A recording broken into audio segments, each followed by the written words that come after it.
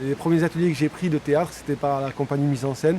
Il y avait un atelier qui était ouvert à la salle des Continents à Monclar. J'ai toqué, on m'a ouvert la porte et je suis rentré dedans. J'ai fait les études pour être chauffeur routier, j'ai fait 5 ans de route. Et puis après, voilà, en montant vraiment bien la compagnie où on se tape, où on a commencé à avoir des subventions pour pouvoir se payer, pour répéter et avoir un salaire, j'ai lâché le chauffeur routier pour ne pas lâcher le spectacle. Mon parcours, c'est On se tape, hein. On se tape, c'est une compagnie qu'on avait créée en 99-2000, on était 8 avec Hassan Razak. On a fait un spectacle qui s'appelle Parce qu'on va pas lâcher, qu'on a tourné 370 fois en l'espace de 4 ans.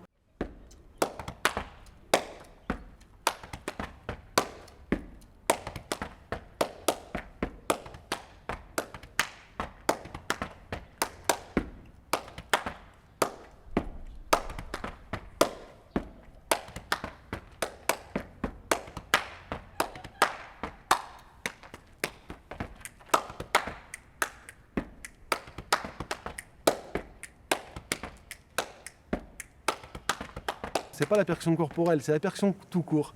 C'est la musique, c'est prendre. Je suis fan moi de musique, donc je sais pas jouer de la guitare, mais prendre une guitare, je m'évade. J'essaye, et ça m'évade et je pense à rien. Et du coup, la percussion, c'est simple. On te donne un djembé ou une derbuka et tu tapes dessus. Donc c'est la chose la plus facile qui me permettait d'accéder à la musique. Et du coup, je me suis intégré sur la percussion et j'ai aimé ça.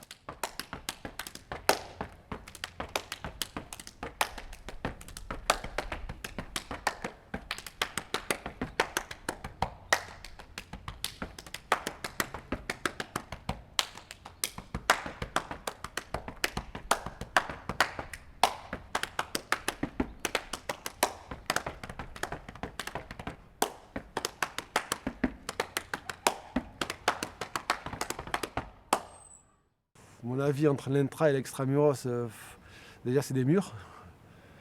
Il y a des murs, il y a des remparts.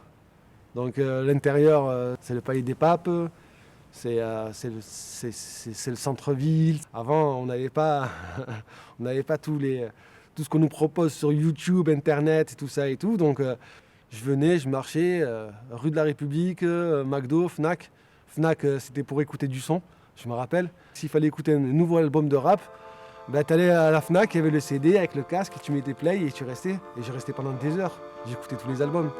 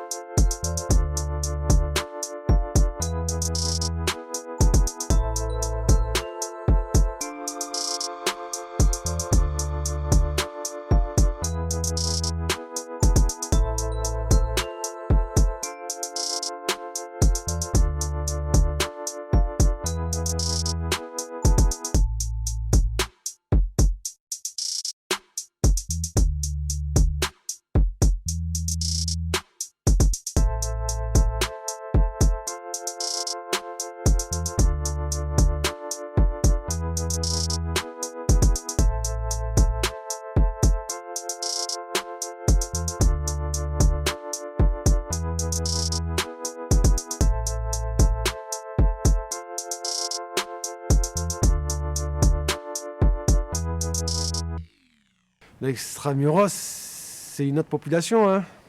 J'avoue, c'est une autre population. Tu vas à Monclar, c'est une autre population. Mais j'adore, moi, cette population. Moi, je conseille, vraiment, je le dis, le marché le vendredi à Monclar, c'est top. c'est magnifique. Il y a quelque chose qui se ressent. C'est un truc, c'est une richesse qu'il faut garder. Moi, la richesse, je la prends de l'extérieur, pas de l'intérieur. Hein. Extramuros pour récolter, intramuros pour mettre sur papier et mettre sur scène. J'ai une amie d'enfance, une amie de naissance, une amie d'une grande importance, elle est ma fiancée. Pour elle, j'ai des sincères pensées, des pensées sensées.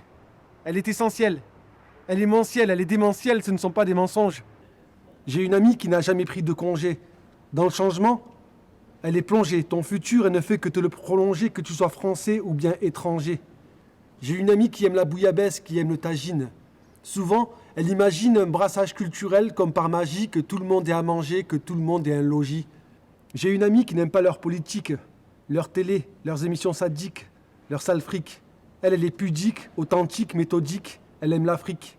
J'ai une amie accueillante et chaleureuse, courageuse, parfois peureuse.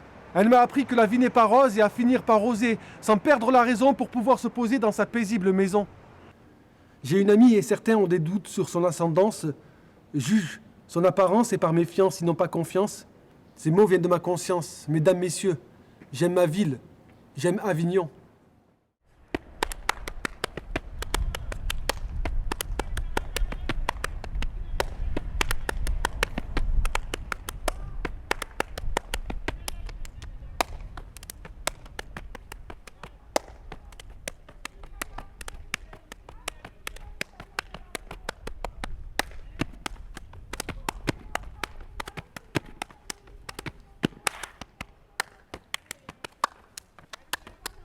Et il y a un pote qui s'appelle Cher, qui est revenu des États-Unis, avec cette discipline qui s'appelle le step, la percussion corporelle, et où on utilise tout le corps pour pouvoir faire de la percussion. Et il nous a appris 2-3 rythmes, et là, voilà, j'ai dit, ben voilà, ben c'est bon, je laisse tomber mon djembé, et mon instrument, il est là.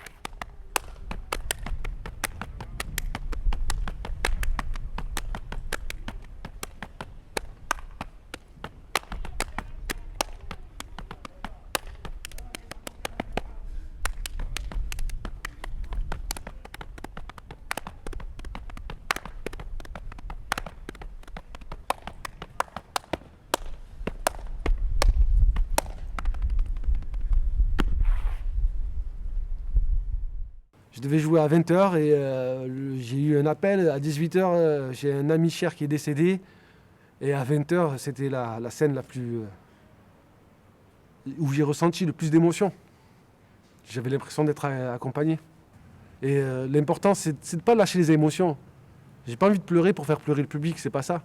Il faut faire pleurer le public sans pleurer. Ou faire rire le public sans rire. S'il n'y a pas d'écriture, s'il n'y a pas de travail, s'il n'y a pas de répète, il n'y a pas de fruits. Donc, faut planter. Et ce qui ne se plante jamais n'a aucune chance de pousser.